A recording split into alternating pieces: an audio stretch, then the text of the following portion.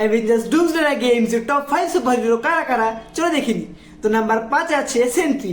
Sentry recently Thunderbolts মুভিতে appear হয়েছিল এবং সেখানে তার পাওয়ার সমস্ত অ্যাভেঞ্জারের থেকেও বেশি বলা হয়েছে। এটা এমসি বলেছে ঠিকই, কিন্তু আমার মতে সেন্ট্রি পাওয়ারফুল, কিন্তু অতটাও নয় যে সে সমস্ত অ্যাভেঞ্জারকে ওভারশ্যাডো করতে পারে। নাম্বার 4 আছে আমাদের গড অফ থান্ডার থর। হ্যাঁ, ঠিকই শুনেছেন। তো আমরা শুনেছি যে অ্যাভেঞ্জার্স ডুমসডেতে থরের সব থেকে পাওয়ারফুল ভার্জন অর্থাৎ রিউন কিং থরকে আমরা দেখতে পাবো। তাছাড়াও থর এমনিতে এতটা পাওয়ারফুল যে সে সেন্ট্রি, ডক্টর স্ট্রেঞ্জের মতো ক্যারেক্টারকে ইজিলি হারিয়ে দিতে পারবে। নাম্বার 3 আমি রাখতে চাই স্কারলেট উইচ অর্থাৎ ওয়ান্ডা।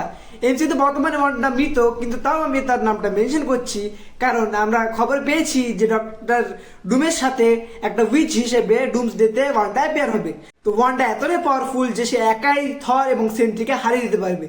তো নাম্বার 2 আছে এমন একটা ক্যারেক্টার যে প্রথমে ভিলেন ছিল, তারপর আস্তে আস্তে আস্তে আস্তে এমন একটা মানুষে পরিণত হয়েছে যার মতো ওয়ার্দি মানুষ এখন এমসিইউতে খুব কমই পাওয়া যাবে। হ্যাঁ, তো আমি কথা বলছি গড অফ মাল্টিভার্স লোকির ব্যাপারে। তো নাম্বার 1-এ এমন একটা কিড আছে যে নিজের একটা আঙ্গুলের দ্বারা পুরো ইউনিভার্স তৈরি করতে পারে। তার এক ঝলক আমরা ফ্যান্টাস্টিক 4 মুভির শেষের দিকে দেখেছি, যখন ফ্র্যাঙ্কলিন রিচার্ডস তার পাওয়ার দিয়ে তার মাকে জ্যান্ত করেছিল। তো আপনার এই লিস্টটা কেমন লাগলো এবং আপনার অনুযায়ী এই লিস্টটা ঠিক কিরকম হওয়া উচিত অবশ্যই কমেন্টে জানাবেন।